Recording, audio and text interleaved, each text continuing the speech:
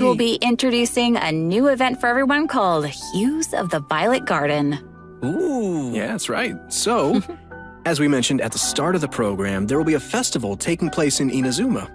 The theme of this event goes hand in hand with the festival being organized by the Yashiro Commission and Yaimiko.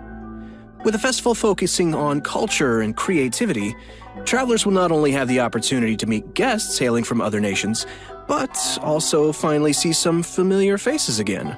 Oh, okay. I'm pretty interested to see what Yoimiya and Klee are up to. That seems like a pretty interesting combo. Yeah, me too. I'm just excited to go around and see everybody. Yeah. How's Ito doing? No. What is he ever doing?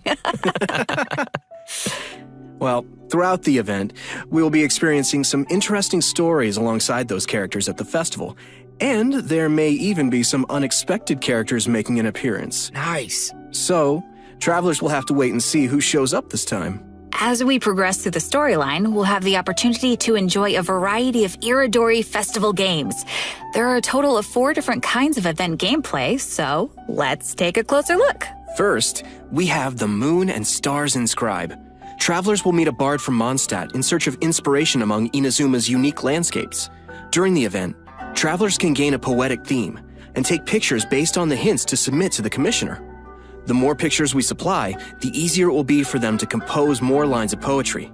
Travelers can then choose the lines they prefer and help complete the composition. All right, sounds easy enough. I'm sure our travelers can handle this one. Oh, for sure. Experienced travelers who are familiar with the map and terrain will definitely be able to quickly find the best spots for photos. Our next event gameplay will be a familiar one for our audience. It's Theater Mechanicus. I'm sure many of you have already played this game, and this time around there will be some new twist to the game. Komakata is promoting the latest version of Theater Mechanicus, and in such a large international cultural event, there's been some innovations made to attract the attention of the organizers and visitors. Sweet. In the all-new Theater Mechanicus Stage of Brilliance, each stage will have its own special stage features.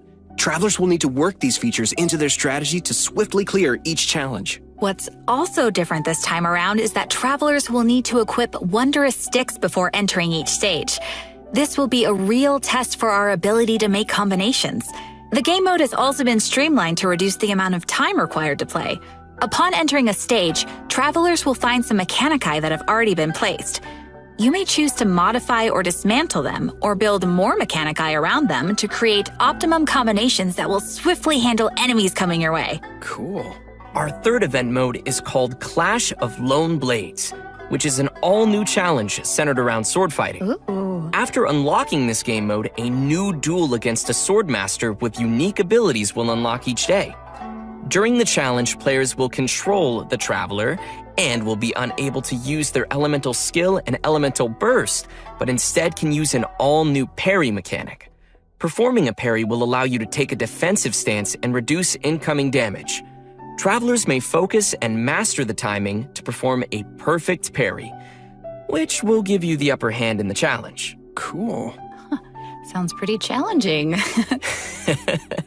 It's also worth mentioning that our final and strongest opponent for this challenge happens to be someone who had no choice but to join the competition due to difficult financial circumstances. It turns out they are just an average store owner with their hearts set on winning that prize money. Who would have guessed you'd find such tough opponents from just in town? Travelers should get ready to take on opponents in one-on-one duels. Oh, and last but not least, we have an Ikebana event called the Floral Courtyard. In this event, travelers will need to follow a florist's themes to create a specific floral courtyard.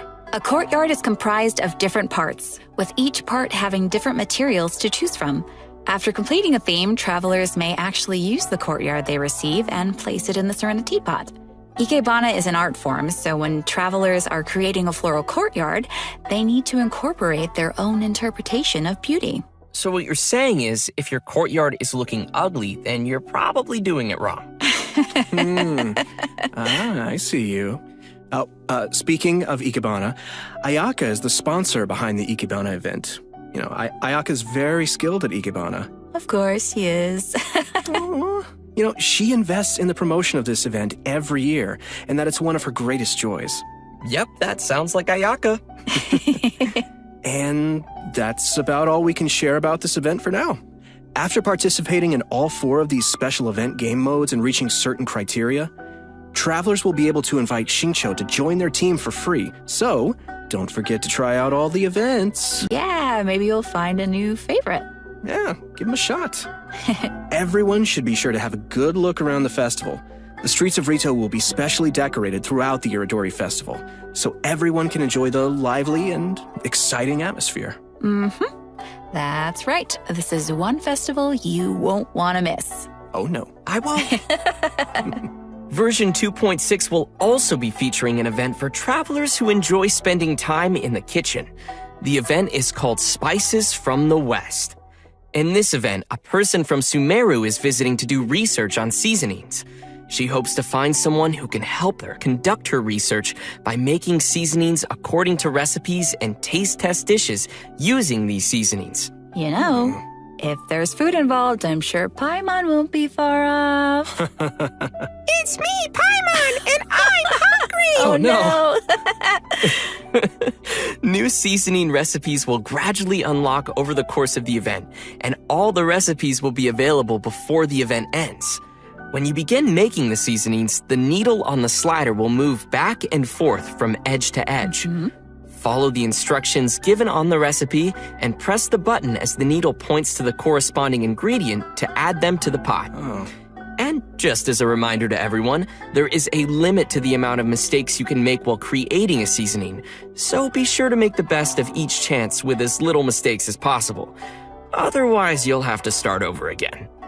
Add the correct number of ingredients before you use up all your attempts, and you will succeed.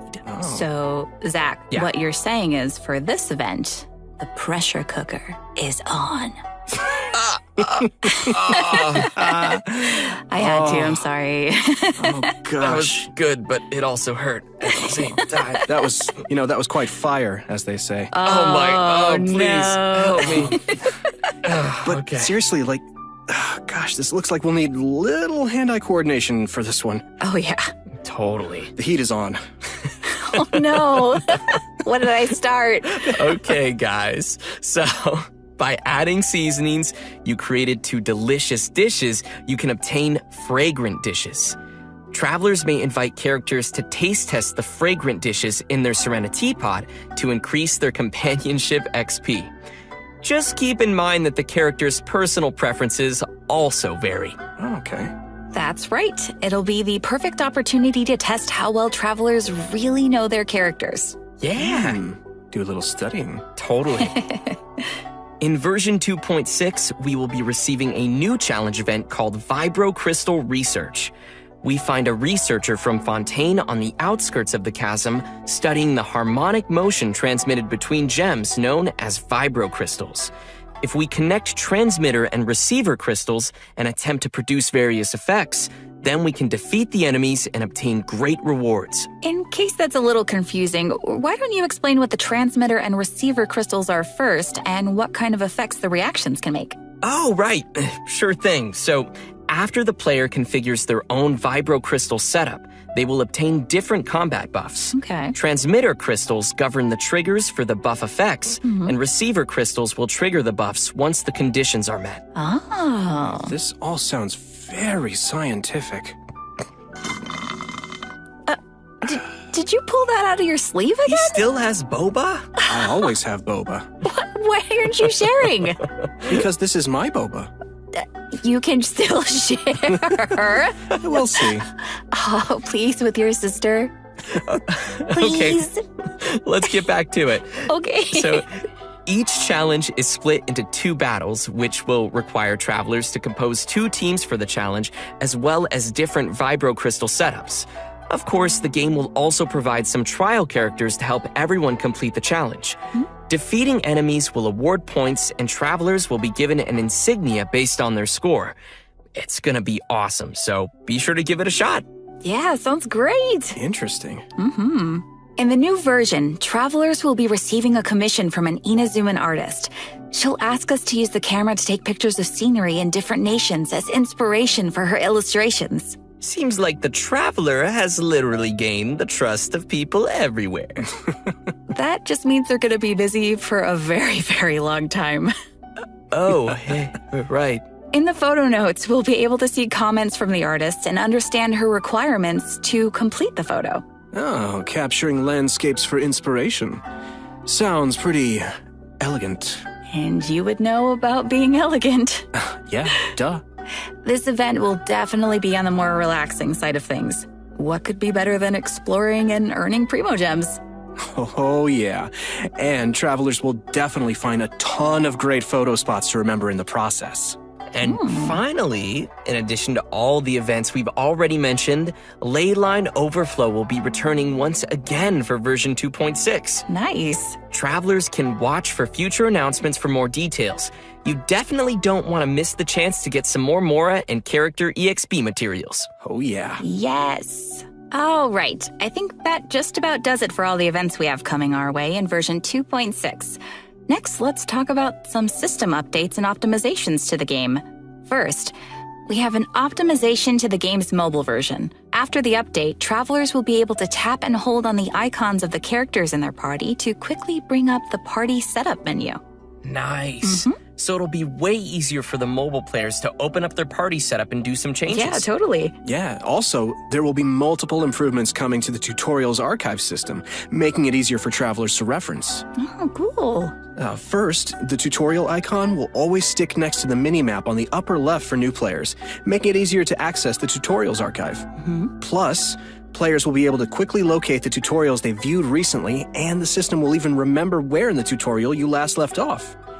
Finally, in the Living Beings archive, the tutorial button will be adjusted to a more obvious location. That all sounds pretty handy. Yeah. Good stuff. And last but certainly not least, during version 2.6, Genshin Impact will be releasing the second OST album for the Inazuma region, Islands of the Lost and Forgotten. Yes. The album will be comprised of a total of 3 discs featuring music from Seirai Island, Watatsumi Island, Surumi Island, and Enkanomiya, as well as some epic combat music. Oh, I can't wait. I hope everyone will enjoy listening to that gorgeous music. I know I will.